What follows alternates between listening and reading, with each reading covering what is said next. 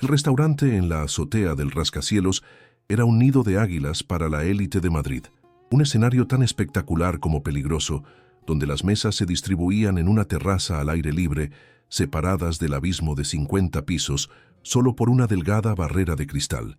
Era un lugar para cerrar tratos millonarios con el skyline de la ciudad como telón de fondo, un lugar donde el poder se sentía casi tangible en el aire enrarecido.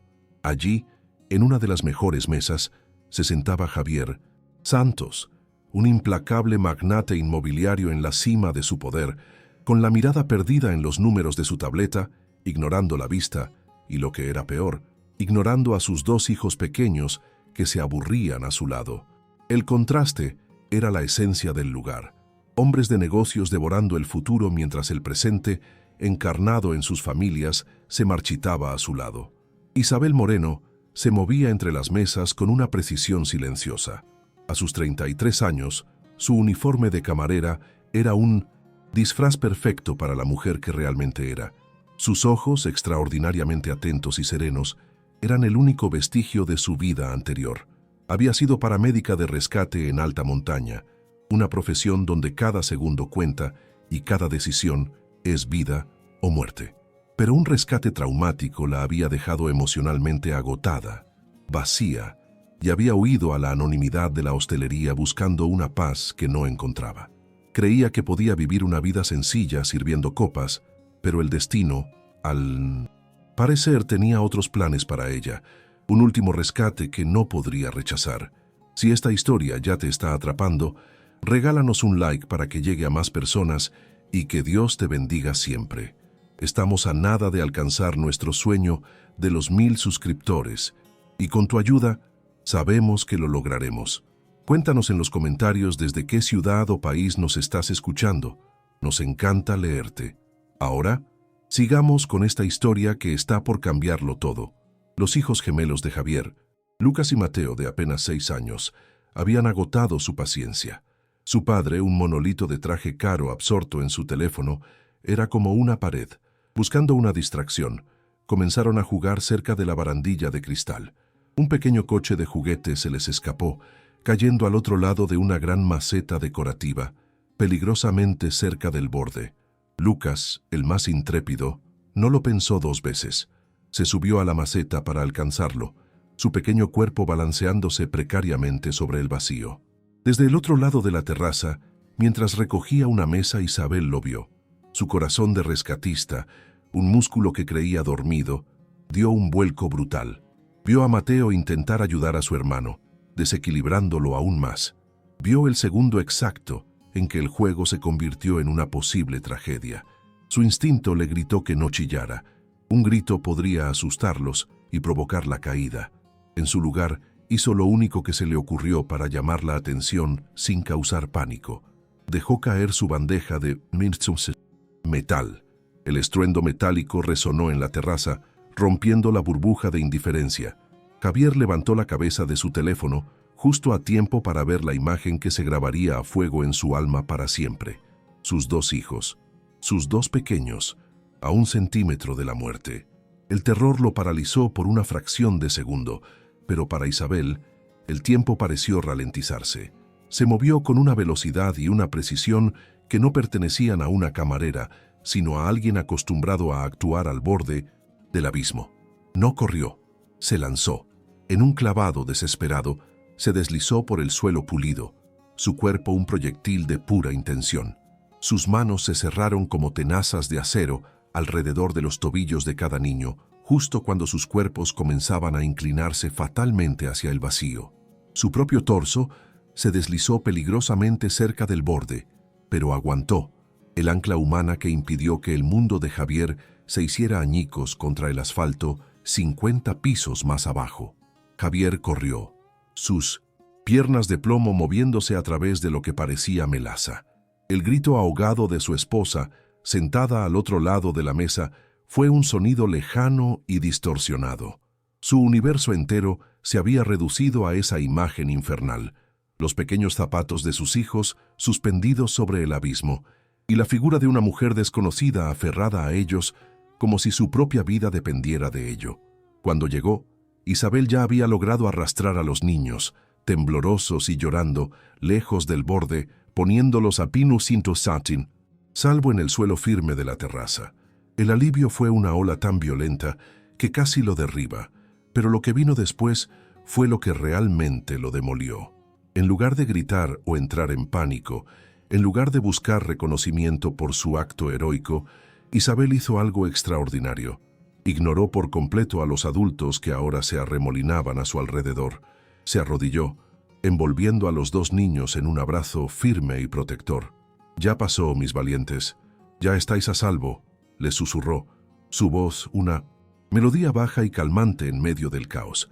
Con manos expertas, les revisó los brazos y las piernas buscando rasguños, pero sobre todo, evaluando su estado de shock. Su atención era absoluta, su foco total en el bienestar emocional de esos dos pequeños extraños. Y Javier lo vio. Vio su propia negligencia reflejada en el cuidado de ella. No vio a una camarera. Vio a la protectora que él debería haber sido. La revelación fue un golpe brutal a su ego, su imperio, sus millones, el trato que estaba a punto de cerrar. Todo se convirtió en polvo, en cenizas sin valor. Se dio cuenta, con una claridad nauseabunda, de que mientras él construía rascacielos, casi pierde los cimientos de su propia vida. Se acercó a sus socios, que lo miraban con una mezcla de preocupación y fastidio por la interrupción. «Se acabó», dijo su voz ronca. «El trato se cancela. Váyanse». Sin esperar respuesta, se giró y caminó hacia Isabel, que seguía en el suelo, meciendo a sus hijos.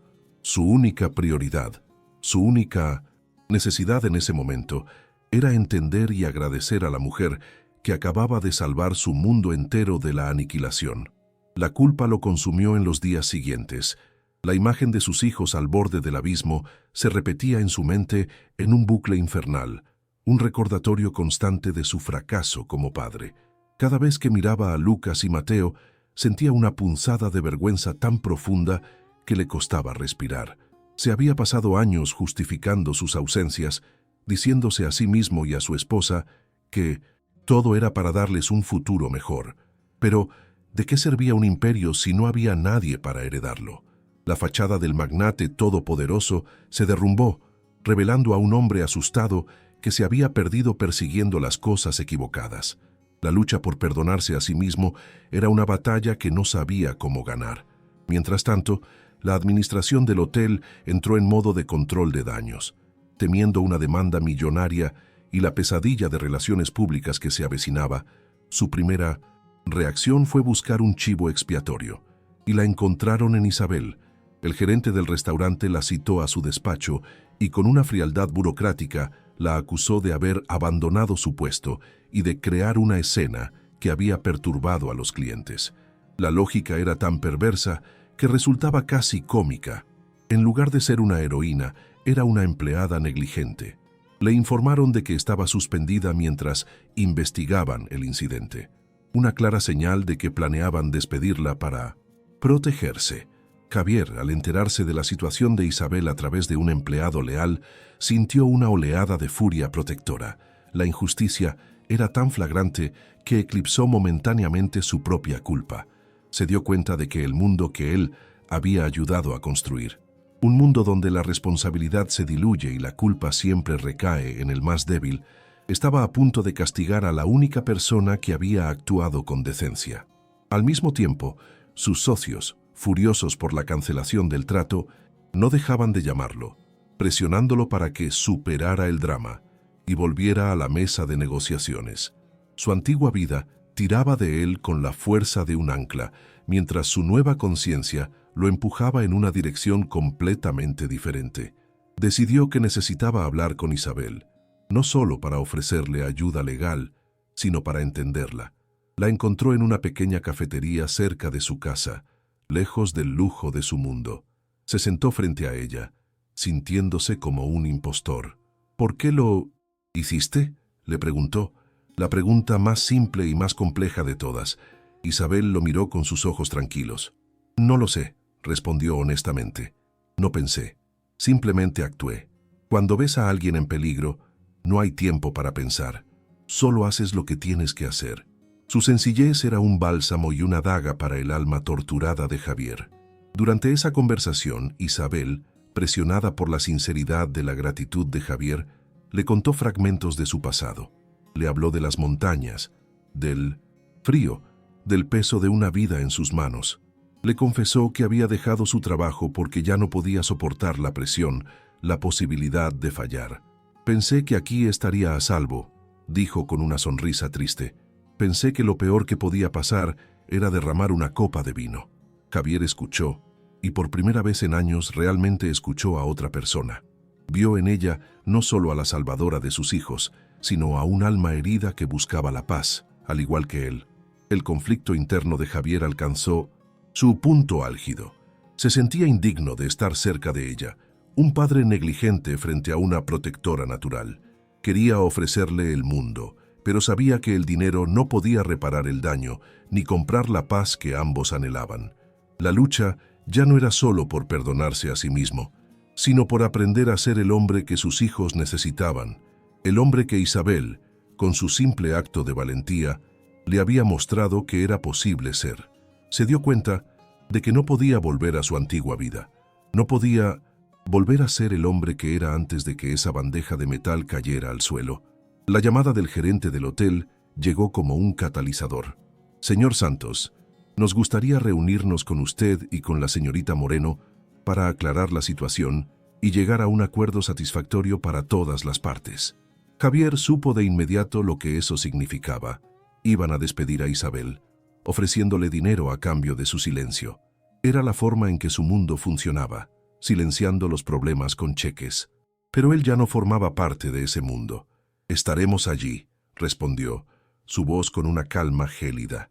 Sabía que esa reunión no sería una negociación, sería una declaración de principios, sería el momento en que finalmente elegiría qué tipo de hombre iba a ser. La sala de juntas del hotel era un espacio frío y anónimo, diseñado para intimidar. El gerente, un hombre de traje impecable y sonrisa tensa, se sentó a la cabeza de la mesa, flanqueado por un abogado de rostro inexpresivo. El aire estaba cargado de una cortesía artificial que apenas ocultaba la hostilidad subyacente. Isabel estaba sentada frente a ellos, sola, su postura erguida, pero sus manos entrelazadas con fuerza sobre su regazo. Javier entró un momento después y, en lugar de sentarse junto a los directivos, tomó la silla al lado de Isabel, un gesto silencioso pero inequívoco de alianza que hizo que el gerente frunciera el ceño por una fracción de segundo.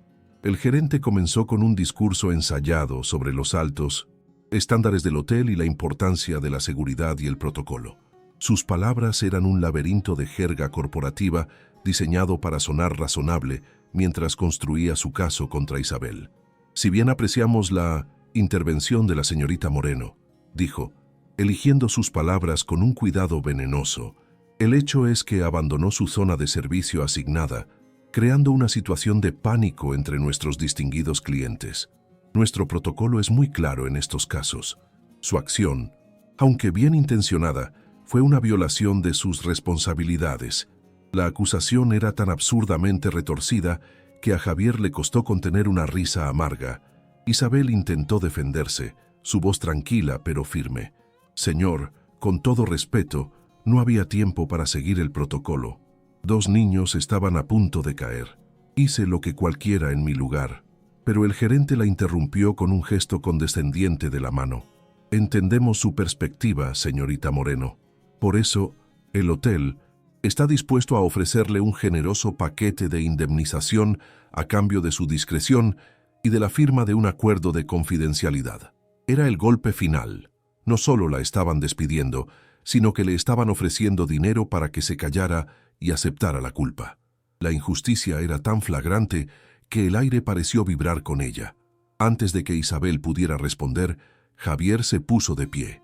El movimiento fue tan repentino y enérgico que todos en la sala se sobresaltaron. No levantó la voz. No necesitaba hacerlo. La furia helada en sus ojos era más elocuente que cualquier grito. «Silencio», dijo, y la palabra, pronunciada en un tono bajo y cortante, tuvo el efecto de un portazo. Se dirigió al gerente, pero sus palabras eran para todos en la sala, para el mundo, y sobre todo para sí mismo. El único protocolo que se violó aquí, comenzó, su voz resonando con el peso de una confesión largamente contenida, fue el mío, el protocolo de ser un padre. Mientras yo estaba pegado a una pantalla, cerrando un trato que hoy me parece una broma de mal gusto, continuó, cada palabra un golpe de martillo contra su propio ego. Esta mujer estaba haciendo mi trabajo. Mientras yo fallaba en mi responsabilidad más básica y fundamental, ella la asumió sin dudarlo un segundo. Se giró y miró a Isabel, y en su mirada había una gratitud y una admiración tan profundas que la hicieron sonrojarse. Ella no solo estaba haciendo su trabajo, señor, estaba haciendo el mío, y lo hizo 1000 veces, mejor de lo que yo lo habría hecho. Luego su atención volvió al gerente, su mirada ahora tan afilada como el borde de un cristal roto. Así que déjeme que le explique cuál va a ser el nuevo protocolo, dijo, inclinándose sobre la mesa, su presencia llenando la habitación por completo. Si el nombre de Isabel Moreno aparece en una carta de despido, si sufre la más mínima consecuencia por haber salvado la vida de mis hijos, le doy mi palabra de que compraré este hotel mañana por la mañana, aunque tenga que pagar el triple de su valor. Hizo una pausa, dejando que la amenaza, tan desproporcionada y tan creíble, se asentara. Y después de comprarlo, prosiguió, su voz ahora un siseo peligroso. Mi primer acto como nuevo propietario será despedirlo a usted, personalmente, y después de eso no renovaré la licencia hotelera. Demoleré este edificio, ladrillo por ladrillo, y construiré un parque en su lugar, un parque con los columpios más seguros del mundo. La amenaza era tan específica, tan visual, que nadie en la sala dudó por un segundo de que la cumpliría. Había superado su culpa no al negarla, sino al asumirla públicamente y usar su poder, el mismo poder que casi le cuesta a sus hijos, para defender la honra de su salvadora. El gerente y el abogado se quedaron boquiabiertos, sus rostros pálidos por el shock. La reunión, que habían planeado como una ejecución administrativa, se había convertido en su propia pesadilla. Javier había volteado el tablero de juego, usando su inmenso poder financiero no para construir su ego, sino como un escudo para proteger a otra persona. Era la catarsis de Javier, su redención pública. Había aceptado su fracaso como padre y en ese acto de aceptación había encontrado una nueva forma de ser poderoso, una que no se basaba en la intimidación, sino en la protección.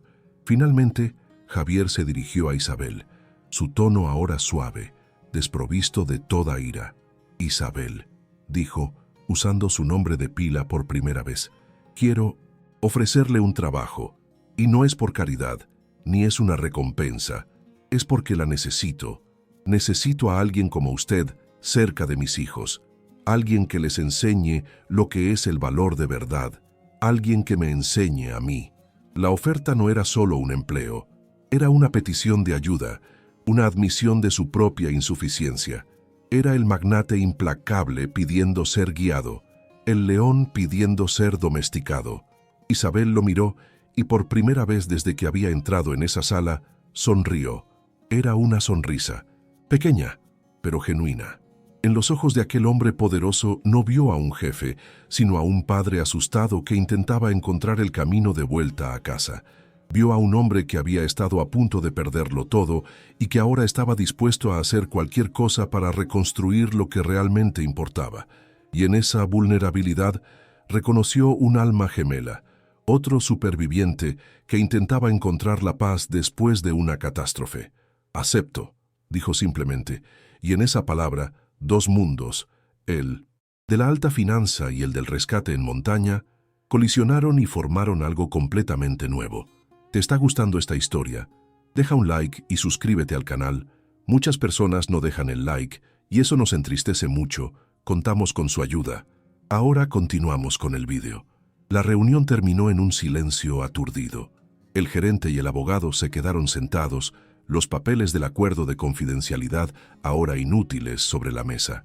Javier e Isabel salieron juntos de la sala, no como un magnate y una camarera, sino como dos personas que acababan de forjar una alianza improbable en el crisol de una crisis. Al salir al bullicioso vestíbulo del hotel, Javier sintió como si se hubiera quitado un peso de encima, el peso de la culpa y la pretensión. Había entrado en esa sala para defender a Isabel, pero en el proceso se había defendido a sí mismo, a la nueva versión de sí mismo que luchaba por nacer. Mientras caminaban hacia la salida, Javier se detuvo. «Gracias», le dijo a Isabel, y la palabra abarcaba mucho más que el rescate. «Gracias por no dejarme volver a ser el hombre que era». Isabel asintió, comprendiendo perfectamente. «A veces», dijo ella, con la sabiduría tranquila de quien ha visto la vida y la muerte de cerca, «necesitamos que alguien nos sujete del tobillo justo antes de caer». Javier sonrió, una sonrisa genuina y cansada. Sabía que el camino para convertirse en el padre que sus hijos merecían sería largo y difícil, pero por primera vez no se sentía solo en esa escalada. Tenía a la mejor rescatista del mundo a su lado. La decisión de Javier de contratar a Isabel no fue un simple cambio de personal, sino el catalizador de una reevaluación completa de su existencia. Su primera acción fue vender su participación mayoritaria en el gigantesco proyecto inmobiliario que había estado negociando, liberando no solo una inmensa cantidad de capital, sino también su tiempo y su atención. Su oficina, antes el epicentro de su vida, se convirtió en un lugar secundario. Su nuevo cuartel general era su casa, y su proyecto más importante, sus hijos. Isabel se convirtió en mucho más que la jefa de seguridad de los niños. Se convirtió en su asesora de vida, en la arquitecta de la nueva estructura familiar. Con su calma y su experiencia en gestión de crisis, le enseñó a Javier a estar presente, a escuchar, a jugar y a reconectar con los pequeños que casi pierde. La colaboración entre el magnate y la exparamédica floreció de una manera que ninguno de los dos había previsto. Hablando sobre la seguridad de los niños, se dieron cuenta de la alarmante falta de protocolos en muchos espacios públicos, desde restaurantes hasta centros comerciales. Juntos, utilizando la experiencia de Isabel en evaluación de riesgos y los recursos ilimitados de Javier, crearon la Fundación Horizonte Seguro. Su misión era auditar, certificar y ayudar a mejorar la seguridad infantil en espacios públicos de toda España. Lo que comenzó como una respuesta a un trauma personal se convirtió en una cruzada para evitar que otras familias pasaran por lo mismo. La fundación tuvo un impacto social inmediato y profundo. Implementaron nuevos estándares de seguridad, desde barandillas más altas en terrazas hasta zonas de juego con materiales más seguros, que pronto fueron adoptados como normativa municipal en Madrid y otras ciudades. Pero su trabajo más importante fue el programa Padres Presentes, que ofrecía talleres y recursos para ejecutivos y trabajadores que luchaban por equilibrar las demandas de sus carreras con las necesidades de sus familias. Javier se convirtió en el principal portavoz de la fundación, usando su propia historia de negligencia y redención como un poderoso testimonio, transformando su mayor vergüenza en su mensaje más importante. La nueva filosofía de vida de Javier se arraigó profundamente en cada aspecto de su ser. Descubrió que el verdadero éxito no se medía por la altura de sus edificios, sino por la solidez de los cimientos de su familia. Encontró más satisfacción en una tarde de risas con sus hijos que en cerrar un trato de 1.000 millones de euros. Su relación con su esposa, tensa por años de abandono emocional, sanó y floreció bajo la nueva dinámica. Aprendió que ser un proveedor no era solo cuestión de dinero, sino de tiempo, atención y protección. El imperio que ahora estaba construyendo no era de hormigón y acero, sino de amor, seguridad y momentos compartidos. 3 años después, en una soleada tarde, de sábado, Javier empuja a Lucas y Mateo en los columpios de un parque lleno de niños. Ya no lleva el uniforme de un magnate, sino vaqueros y una camiseta. Su risa es genuina, libre, la risa de un hombre que ha encontrado su lugar en el mundo. Isabel se acerca con 2 helados en la mano y se sienta a su lado en el banco. Hablan como viejos amigos, como socios en la misión más importante de sus vidas. El parque en el que se encuentran, vibrante y lleno de vida, ocupa el solar donde antes se alzaba un frío edificio de oficinas que Javier compró y demolió. Había derribado un símbolo de su antigua vida para construir, literalmente, un monumento a su nueva existencia. ¿Crees que a veces es necesario enfrentarse a la posibilidad de perderlo todo para descubrir lo que realmente importa? Deja un like si crees que la familia es el mayor de los imperios. Suscríbete para más historias donde la redención y el amor triunfan. Comenta, Padre presente, si tú también crees que el tiempo es el regalo más valioso que podemos dar.